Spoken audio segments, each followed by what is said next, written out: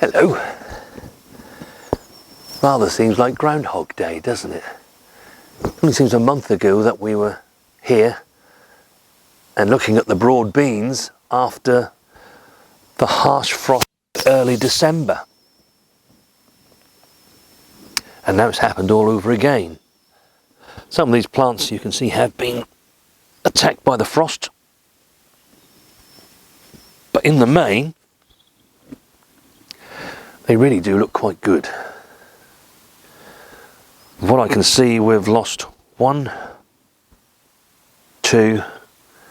think we've lost 2 plants.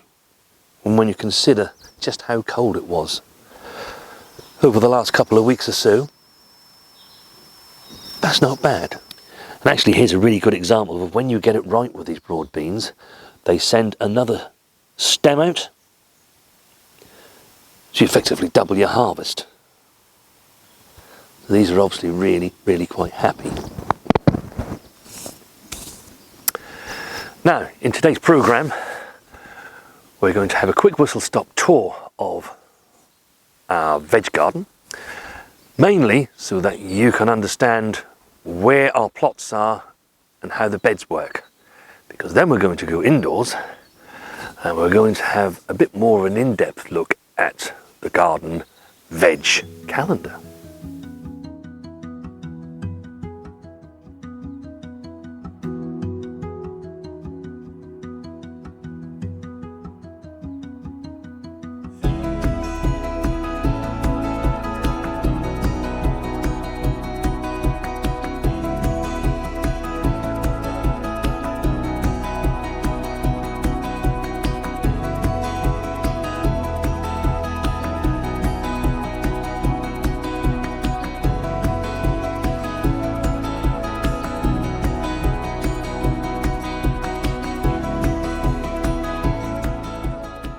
Hello and welcome back to the No Dig Norfolk Gardener. My name is Barry and our videos come from our back garden where we grow our vegetables here in Norfolk, midway between the fine city of Norwich and the coastal town of Great Yarmouth.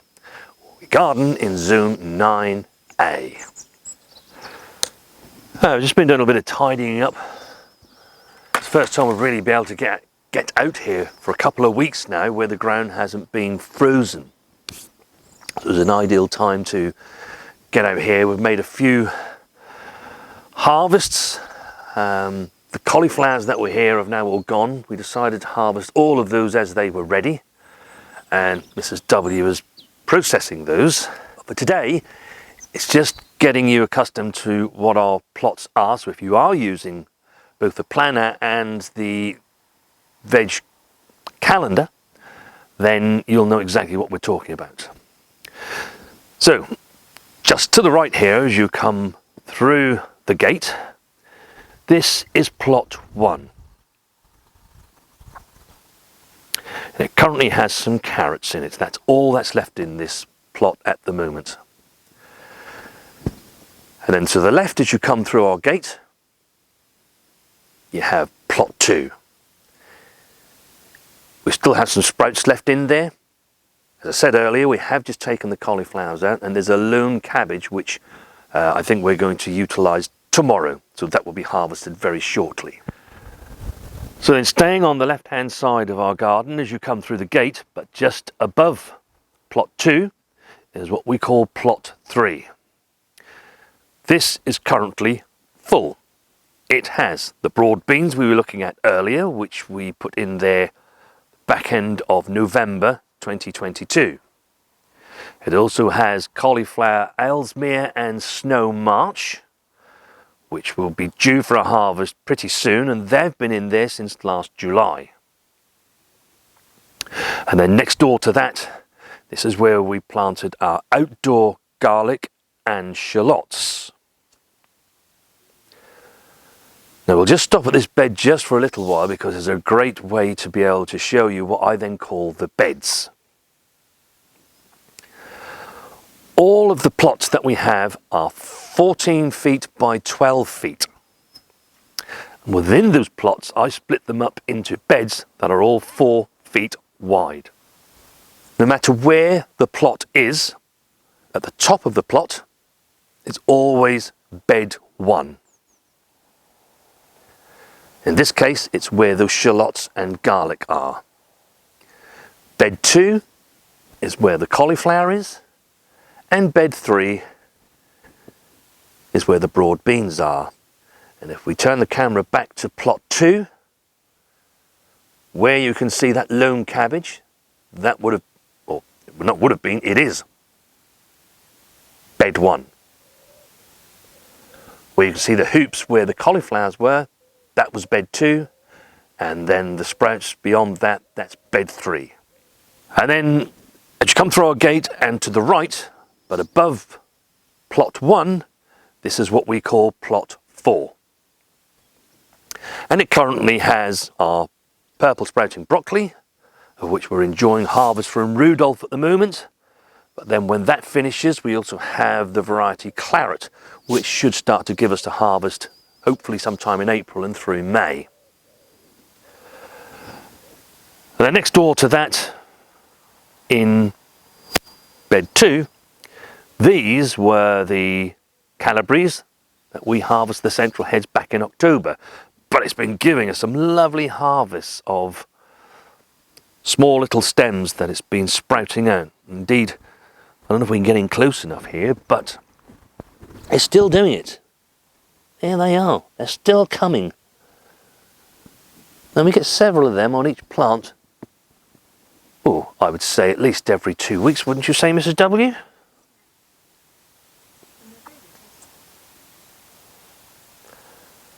So that has been really quite good. And here we are, this is what we call plot 5. It's the plot that's right at the top of the garden, and a lot of trees that are in the woodland behind us where it dumps its leaves. But we are able to utilise those leaves. And in here we still have leeks, which we're still really enjoying, and of course the celeriac, which has done really well. Now, what you will notice on the planner is that there are various shapes on there that have no writing in it. Now, there's 2 reasons for that. The first one is that I couldn't quite work out how to get the writing so it went lengthways or vertically. The other reason is that those spaces, they change. I put things in there that I want to squeeze in. So you'll see that in plot 3 and 4, you'll see that the space down here, there's no writing in it. And as you know, we are going to grow our peas over here this year. And then when the peas are finished, that will change to French beans and then runner beans. And then as we go down back to plots 1 and 2, you'll see on that planner that there are some spaces here, here, here, and here. This is where we tend to grow our squash. But these spaces here could be anything from some radish that I might want to pop into the ground, to some turnips, to some spring onions so I can keep the continuity going. They're places where I tuck things in that I haven't dedicated a whole bed to. So hopefully you have an idea now of exactly how our veg plots are laid out. So now we can go back down to the house. We'll get the planner up and the calendar up, and hopefully you can make that bit more sense of it. And if you need to try and visualize something, at least now you can go back and look at the plots so that you can then visualize exactly what we're talking about. Now we're back indoors now, and we'll take a look at the veg calendar. So the first thing that I would say is that you do need to know which zone you garden in. So you've heard me very often say on my videos that we garden in zone 9A. Now that's quite important because depending on which zone you garden in, will depend on when your last and first frost date come. So as an example, I know that I can plant my potatoes out into the ground in mid-March because our last predicted frost date on average is mid-April. Potatoes take something like 4 to 5 weeks to break through the surface. And when they do break through the surface, they'll still be quite tiny. They're quite easy to then fleece over should we get a frost outside of our normal average last frost date.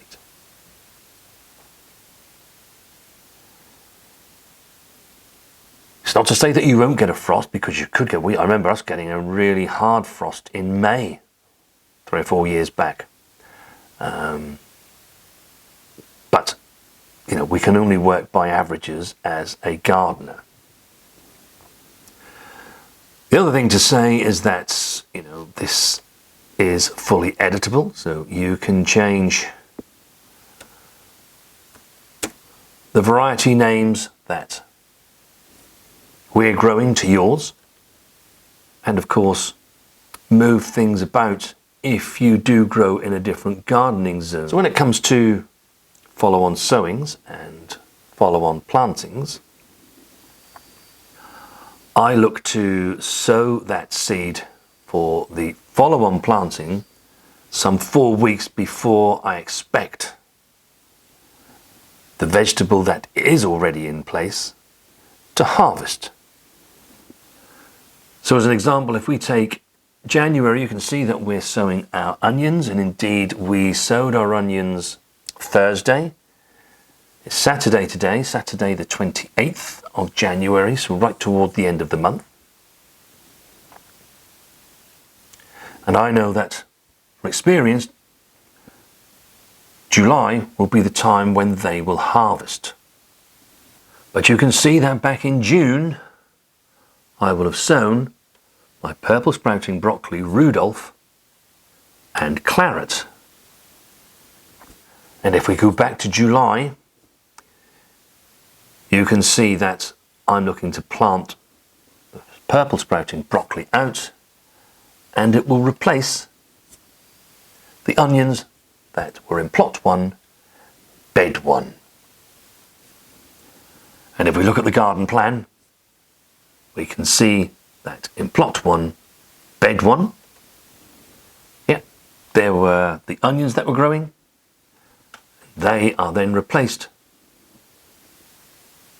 the second half of the season by our purple sprouting broccoli.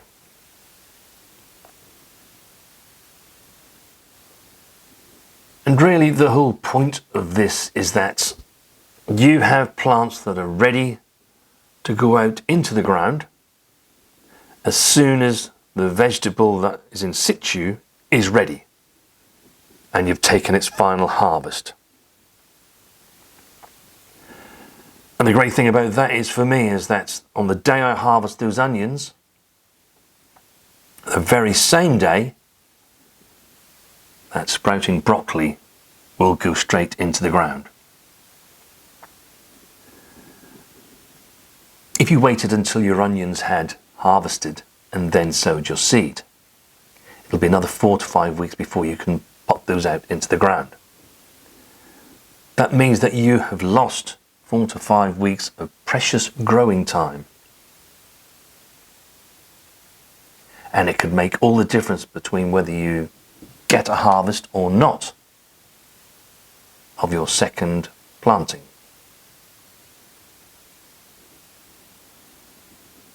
So by having these plants ready and starting them off 4 to 5 weeks before you expect the final harvest of the veg that's in situ, that plant was already 4 to 5 weeks old. You've gained 4 to 5 weeks.